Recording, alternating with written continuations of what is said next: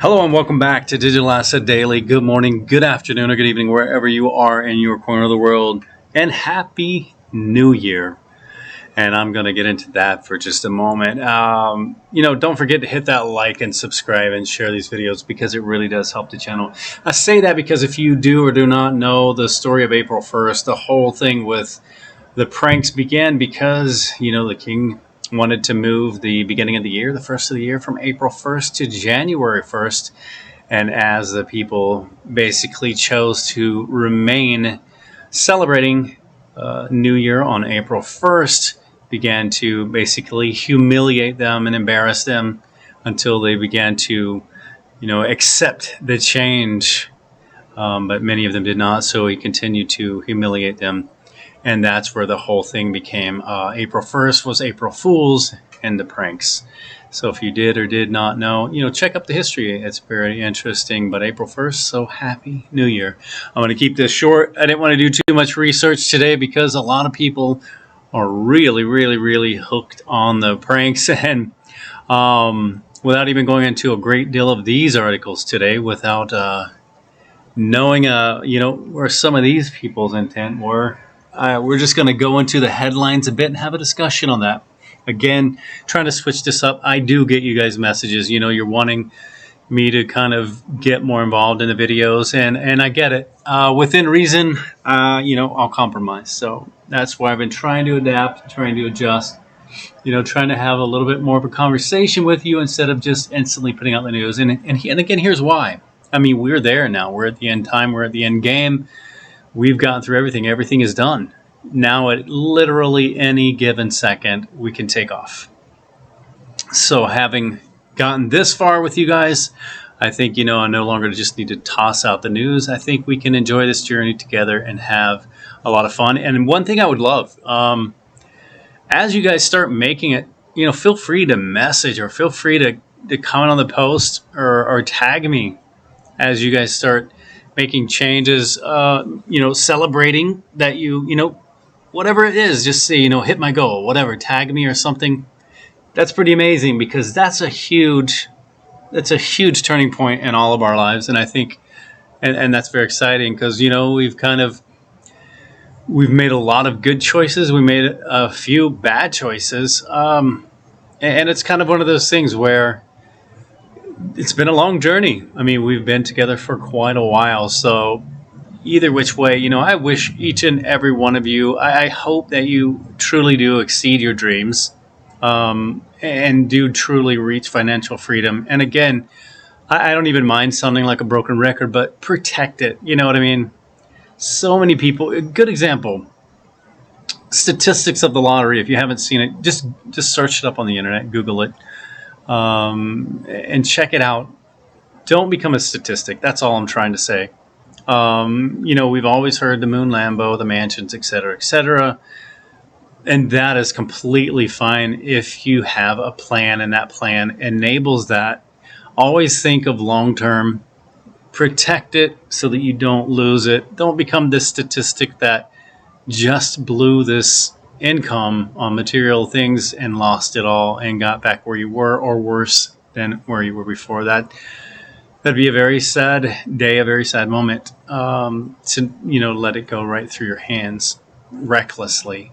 Be very cautious. Get financial advice, get a financial advisor, a financial planner, something to help you. A good example, a lot of financial planners can get you safely like 1% to 6%. The medium risk is typically like 6 to 8%.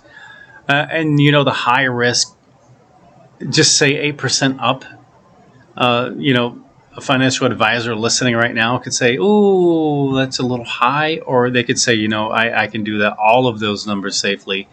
For example, I was talking to a financial planner recently, and he had mentioned, a client had come in and gave them a few $1 million. They just wanted to sit on 8% interest payments annually. So, I mean, if you think of 8% per million, if you have $2 million, you're getting $160,000. After paying your taxes, that's pretty significant for the rest of your life, and you're never touching that $2 million principal. But I recently followed up with him because that's been quite a few years. I think she did this probably 5 or 6 years ago. I said, just kind of curious, following up. I said, obviously, the person's information is confidential, but not so much the story. I said, are you still able, or did you struggle or have any issues getting, this client that 8% the past few years? He goes, oh my gosh. He's like, I'm kind of glad you told me or asked about that again, because the last 2 years he's gotten her 40% interest. I mean, think of that. Giving your financial advisor $2 million and you're mentally preparing and expecting to get 8% annually. And the past 2 years, you've gotten 40% per year. That's a very significant, I don't know if you understand how powerful that really is, but if you take $2 million and you do times 40% interest, that's $800,000 per year. So the last 2 years, instead of her $80,000, she's gotten significantly more. But again, that's a rarity, as he said. But that's huge. That's pretty massive. Again, just putting it out there, keep in your mind, thinking about it. Many of you probably have more detailed plans than that, and a much more specific, accurate plans than that. But I'm only tossing it out there for some of you who aren't even thinking about that. So at least now it will be in your head moving forward, and you can figure out and have a plan. And majority of the time, the financial advisor and planner will meet with you for free. You can just go and sit down and talk to them, or maybe even over a phone call to get ideas on what you need to do moving forward. But again, guys, I want to see you guys. You got this far. You've worked this hard. You've put forth this much effort, into getting your assets and maintaining and holding your assets through all of this. I want to see you guys succeed and be like the next 1%ers around the world and do good with that. You know what I mean? Think of something that you can give back. It doesn't have to be financial, but think of something that you can give back to make other people's lives better as well. So getting into the article, Ripple releases 1 billion tokens from escrow and XRP declines by 5%. We did see that. And even across the screen, don't look at your screen if you're working or driving. Please be safe to yourself and to others around you.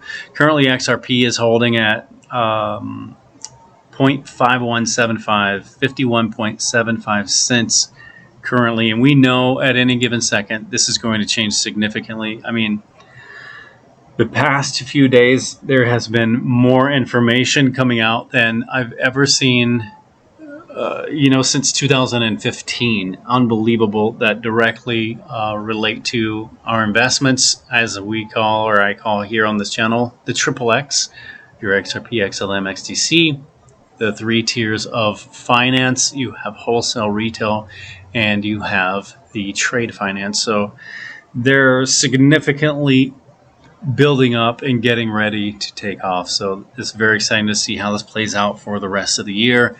And, I'm very hopeful personally to see something start happening this month as well, before the end of the month is over. Also, too, here are insiders who will know Rippleverse SEC final ruling before anyone else. So anticipation for an outcome in the Rippleverse SEC lawsuit has reached a fever pitch.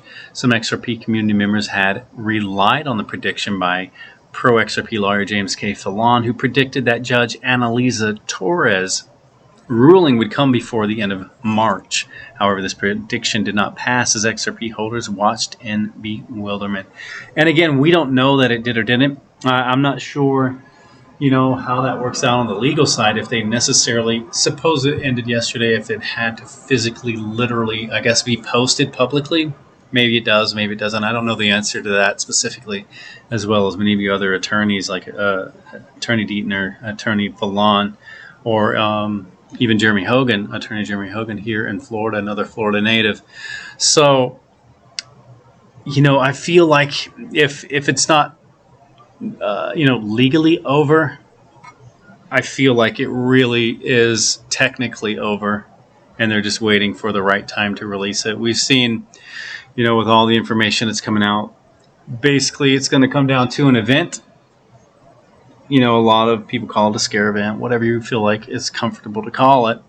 There will be an event which will happen, which will create the narrative for the switch to moving into this. And then I feel like, then we'll face something like with the COMEX, a fixed price. We've already seen that a lot of countries around the world now, even states within the U.S., are getting their gold and their silver and their assets all together, which would be as we near the gold back assets into the new system. And then I guess you could say that's when we would start to move.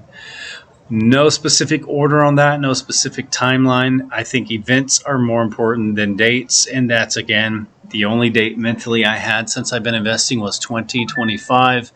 I mean, we've shown many examples of, what they could do to move it faster or move the amount higher, just scenarios. But other than that, it's all in their hands moving forward. And I am just still excited, unbelievably excited, at all of the information that's coming out the last 2 days. Bank after bank after bank, just switching over, having, what are they calling it? The one today, I believe it was at the CFTC, and a few other, the U.S. Treasury, a few other people are having, over the next few days, are having the, I'm totally blanking. My apologies. Again, it's that pressure under recording, because you have to think of it instantaneous, where when you're at home, you have a few minutes to think of it, and you can just spit it right out. But they're adjusting their systems, so to speak, I guess you could call it. It's going to hit me later, and then I'm going to feel silly. But either which way, it is what it is. Much love to all of you guys. So another thing too, Bittrex quits U.S. and cites unfavorable regulatory environment. And that kind of aligns up to, think of Brad Garlinghouse, what he's been saying for the past few years. If we don't want to leave the USA, but if the regulatory clarity, or I should say, if regulations don't offer clarity soon, then we have to do what we have to do. But I think with the biggest one that comes to mind is Tom Emmer's stating what he states, about Congress bringing clarity.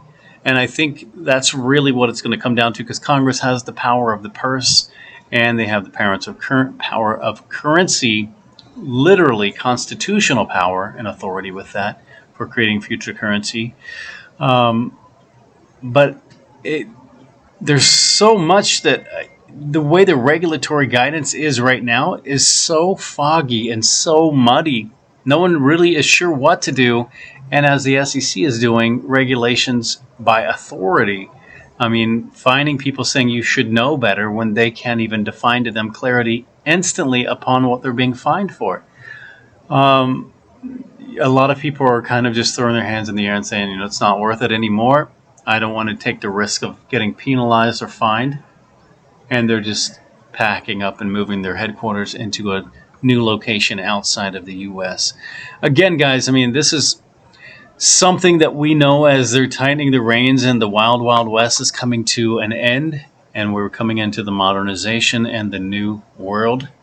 I believe that, it's only a matter of time before we do have true clarity. And I believe by the time we do, that's when the masses will understand, and the opportunity will already have been gone and lost and moved on. And that's where those of you who are here will be extremely rewarded. Also, too, guys, before we go, I want to leave you with a final thought. Spend a little more time trying to make something of yourself and a little less time trying to impress people. Guys, remember, this is not financial advice. It's for entertainment purposes only. Much love, and we will catch you in the next one.